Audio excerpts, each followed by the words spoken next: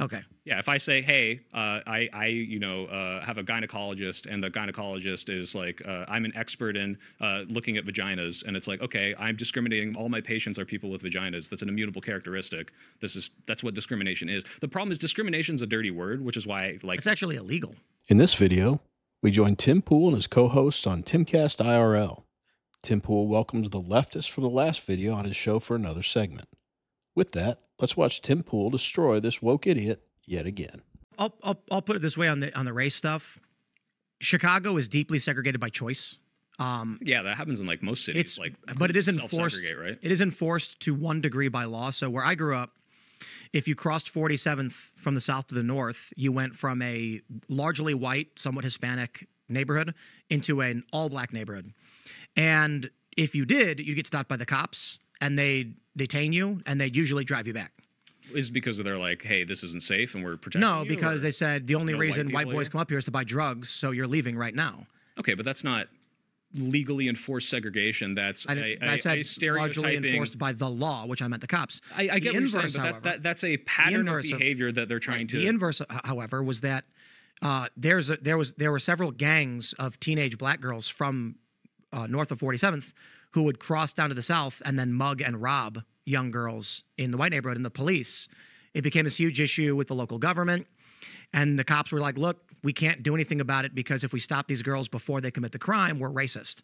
So we're going to let them keep going. However, the problem is after they've already committed the robberies and the muggings, and we know it is a gang, well, then they're gone. What can we do? So it just kept happening in our neighborhood. Okay. This created, so it's like people choose to live near the races they choose, but this created pure racism. Yeah, that's and bad. conflict. I think those cops should have arrested the people doing crimes. They can't. Not stopped. Oh, well, they should. I understand. It's racist. It's not racist to arrest people who's mugging someone. How do you arrest someone after they've been mugged and the gang splits up and you don't know who did the mugging? I mean, you could stop people if they're like, hey, don't get me wrong, this does get applied in poor ways where it's like, hey, a black guy robbed me, and then they stop like every 30 black people. But like, if you give a description of a suspect, you got to go stop them. I completely agree. That's why I've always been a big supporter of stop and frisk. I think cops need to go and stop as many of these black people who fit descriptions as possible and search them in case they're the ones who committed the robbery, right? If you're responding to a crime, I think that's very different from just stopping random people that look suspicious on the street all the time like they did in New York. But if someone fits a description, the cop should stop and frisk them, right?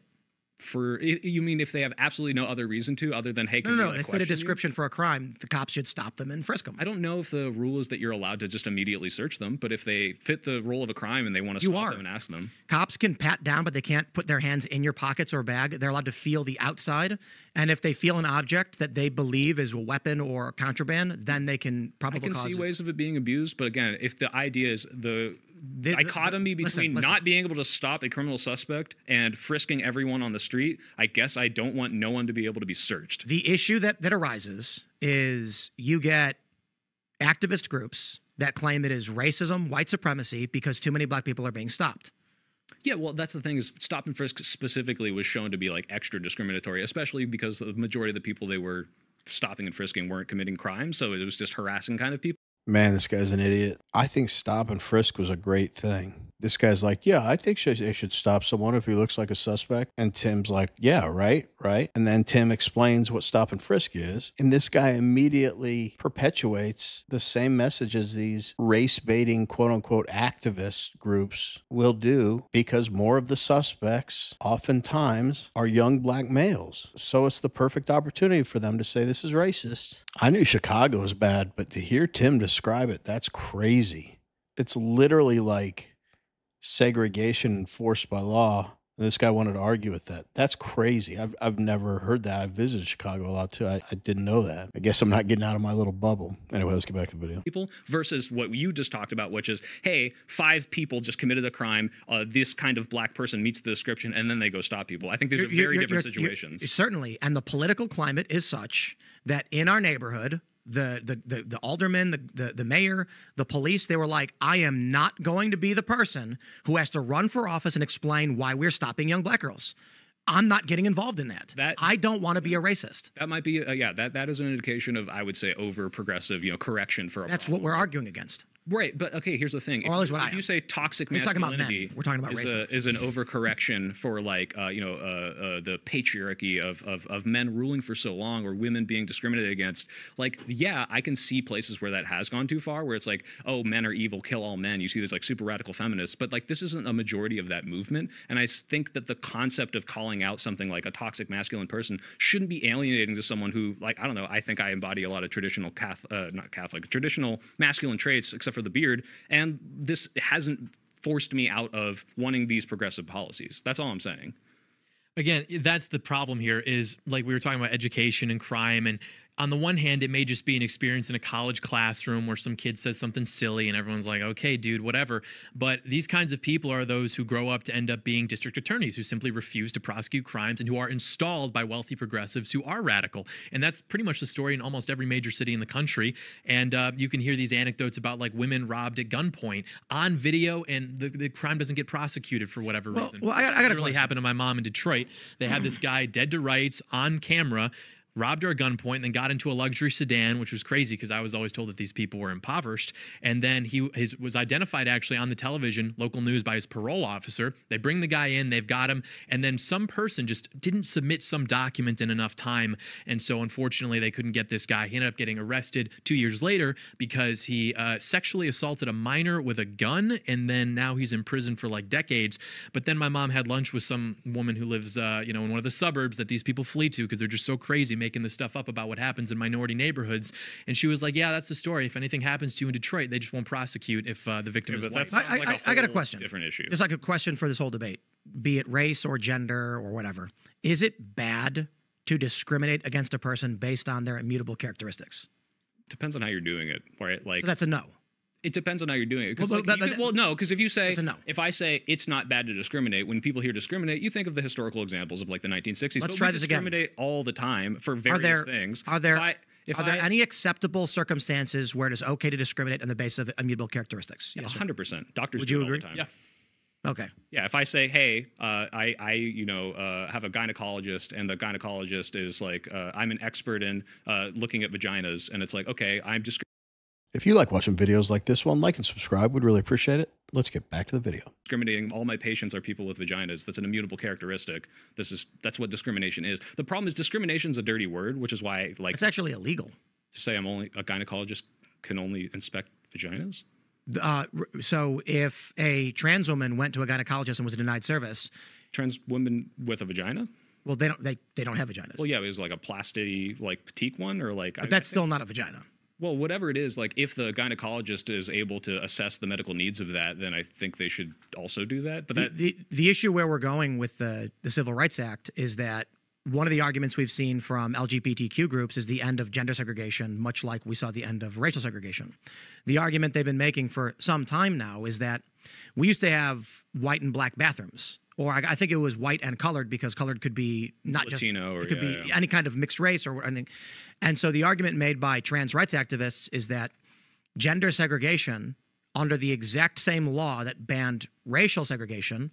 I just mentioned previously that I couldn't believe what was going on in Chicago, like Tim described. And I lived in the Midwest. I lived in Indiana, and I heard a crazy story from somebody there. Then I heard the identical story from another person, unrelated to the other person, completely independent of one another and unsolicited, like just came up in conversation. So when I lived there, Gary, Indiana, I don't know if it still is, but it was the murder capital of the world. And these stories that are identical go like this. Me and my wife were driving somewhere and we got off on the wrong exit, ended up in a bad part of Gary, Indiana. And they get, however many blocks in, a couple of blocks into this bad area. A cop lights them up right away. They don't know where they are. They're kind of nervous. Like, what could we have done wrong, So the cop comes to their window and says something like, "What are you doing here?" They're like, "Oh, we took the wrong exit. We're actually lost. Maybe you could help us." And the cop said, "Here's what I need you to do. Go up 5 blocks or, 4 blocks, whatever it was, and take a right. Do not stop at any stoplights. Just go."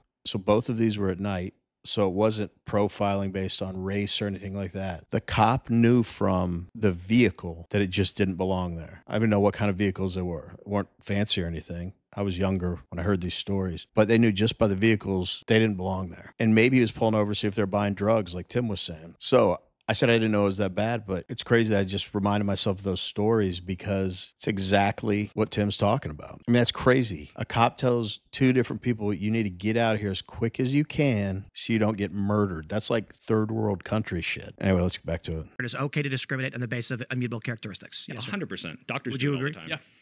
Okay. Yeah, if I say, hey, have a gynecologist, and the gynecologist is like, I'm an expert in looking at vaginas, and it's like, okay, I'm discriminating. All my patients are people with vaginas. That's an immutable characteristic. That's what discrimination is. The problem is discrimination's a dirty word, which is why I like It's actually illegal.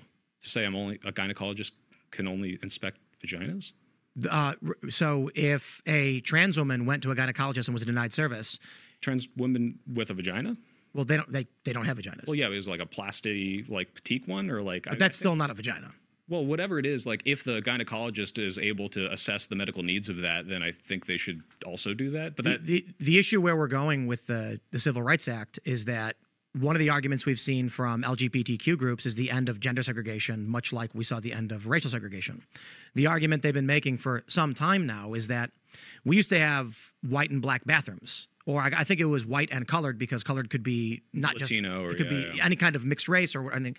And so the argument made by trans rights activists is that gender segregation under the exact same law that banned racial segregation, there should be no men's and women's rooms. Okay, wait, but let's take a step back. If you are against that, then you're for discrimination against an immutable characteristic, which Yeah, all right. which is what I was saying is like, yeah, that's Yeah, I'm in favor of that. Right, that's all I'm saying is like, yeah, We want to hear from you. What did you guys think about this conversation between Tim Pool and Lefty Joe here? Let us know in the comments. Anyway, as always, really appreciate you watching, and we will see you on the next one.